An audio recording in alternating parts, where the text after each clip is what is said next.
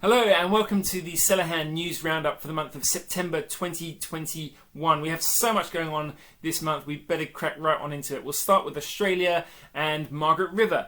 We've just had the release of Julian and Alana Langworthy's Nocturne SR, that sub-regional range that comprises the 2021 Sangiovese Nebbiolo Rosé from Carbon Up. From the sub-region of Treason, we have the Chardonnay from 2020, and from the sub-region of Yallingup, the Cabernet blend. That's Cabernet Sauvignon with a bit of Merlot and Malbec from 2020 as well. So, moving over to Tasmania, we have Lou and Joe Holeman's wines.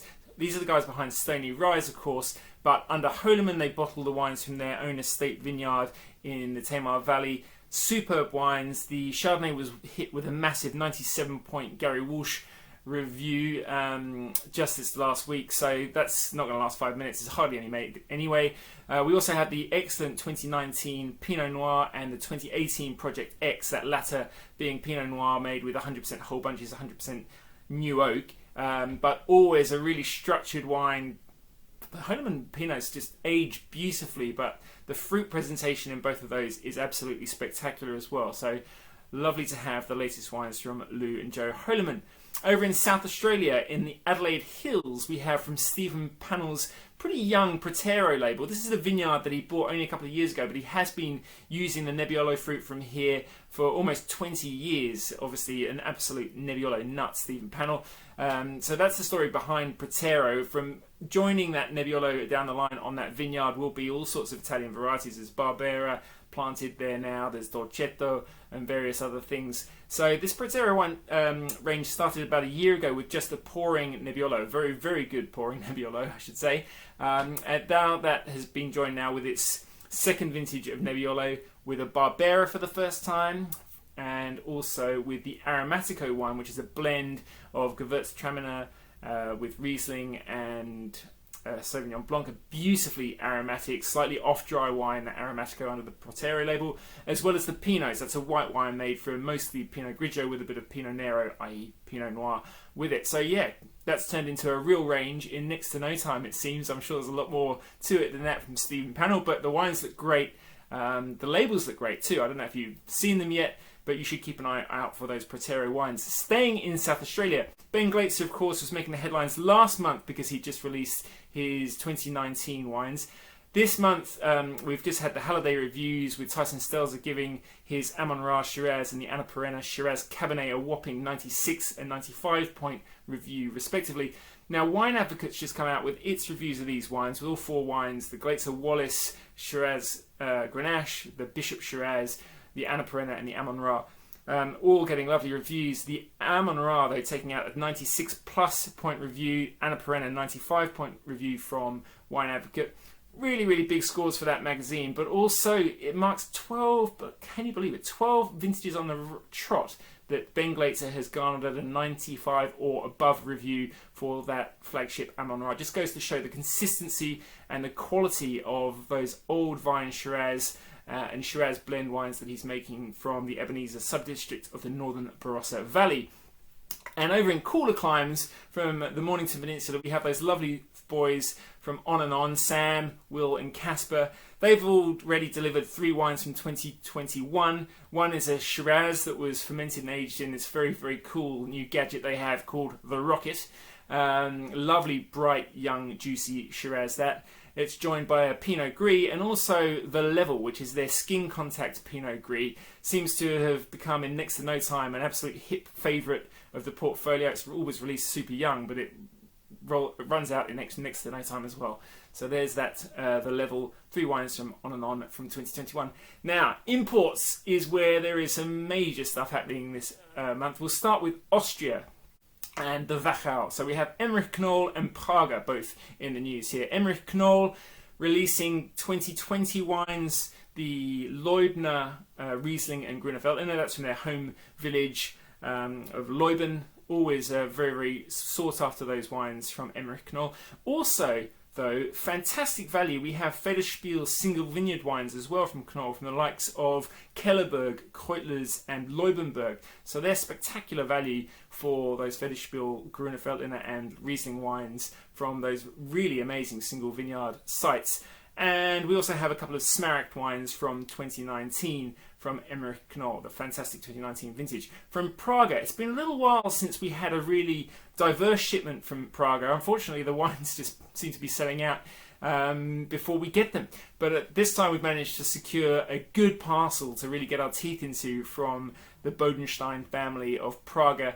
I'm really glad we have, because the 2020s look fantastic. We've got the Hinterberg and Steinriegel. That's where the Grüner Veltliner and the Riesling starts for Prager, both Federspiel wines from the Wachau, plus Smaragd wines. We've got the Klaus Riesling from them, the Achleiten Grüner Veltliner, two fantastic vineyards those, as well as the Wachstum Bodenstein Riesling and Grüner Veltliner. Now those are the high plantings above the Achleiten vineyard.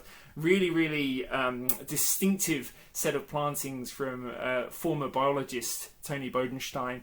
Very high plantings, very cool plantings, making amazing wine. And the Riesling and the Grüner from those two absolutely blew us away when we tasted them as a team just a couple of weeks ago. So very exciting stuff from both Emmerich Knoll and Prager in the Wachau. Also in Austria, Ingrid Groiss, the lovely Ingrid Groiss of the Weinviertel. We ran out of her Grüner Veltliner and her Gemischtes pretty quickly from 2020. No surprise, they're always lovely wines, but we've now got a bit more of both of those, plus a couple of single vineyard Grüner Veltliners, Inde Schablau and the Sauberg Grüner Veltliner from Ingrid Groiss. So nice to have a bit of a range from Ingrid to play with. Such characterful, bright wines that she produces. I love them. Over in Italy, we've got a lot going on too. La Spinetta, we'll start there. So this is up in both Piedmont and in Tuscany. There are four siblings in the Rivetti family who own La Spinetta. They've got those two estates, or effectively three sites, because they're in Barolo as well as Barbaresco and Tuscany. So from Tuscany, we have the Vermentino and our Sangiovese Il Nero di Casanova. That's from 2017, and a young 2020 Vermentino. Plus, from Piedmont, we've got an embarrassment of riches, really, from La Spinetta. We've got the new Barbera from 2018, as well as the 2018 Langhe-Nebbiolo, which, of course, comes from the three Cru Barbaresco vineyards of Starderi, Gallina, and Valerano. We've actually got all three of those in their Cru Barbaresco guise as well from 2017, as well as the Bordini Cru Barbaresco and the Garretti Barolo from 2017. So, gosh, some really good stuff to get into there from La Spinetta. I should say, I do think those wines year on year have been really coming on in terms of their finesse, in terms of their detail, in terms of their elegance. Always been a very popular winery for us among people here in Australia, but I do think they're winning even more fans at the moment with this very nice trajectory that they're on. And those 2016, we have a little bit of those Cru Barbaresco wines from 2016 and 2017 wines really do showcase that trajectory very well. The reviews will blow your mind. The wines will blow your mind, don't worry. And then also in Piedmont, we have Monterustico. Now this is the label, relatively young label of Giuseppe Vaira and his siblings Issy and Francesca. They came out with the white blend, which is a Arnais Sauvignon Blanc blend. That's back again, the 2020, 95% Arnais. Basically, it is an Arnais wine with just a little dash of aromatic Sauvignon Blanc in there as well. And this wine here, which is the Dogliani Dolcetto. So a lovely project for them. Dolcetto from Dogliani does tend to be really quite structured, but with lovely juiciness and brightness too. I really do love this Dolcetto. This is just the 2020 now we have. We started with the 2019 just last year. So it's a young project, but if you haven't checked out the Monterustico label, do.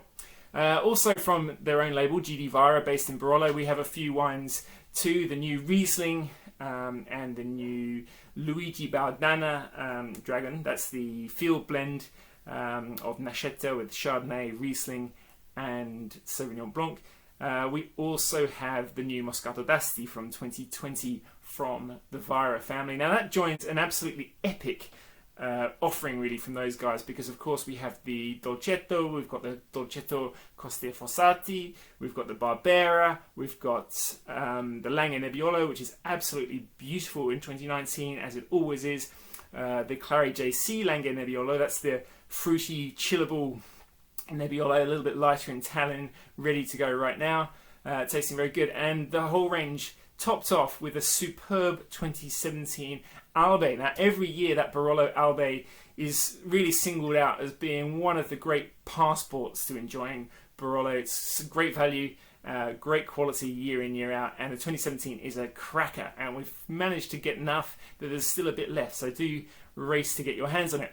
And also staying up in that neck of the woods in Barbaresco, we have Cigliuti making the news. Now, a bit of an interesting one. This is Antonio Galloni, who you might know of as being the former wine advocate Italian specialist. He moved away quite a few years ago to start his own company, Vinus Media, with some other very prominent and very, very good wine writers as well.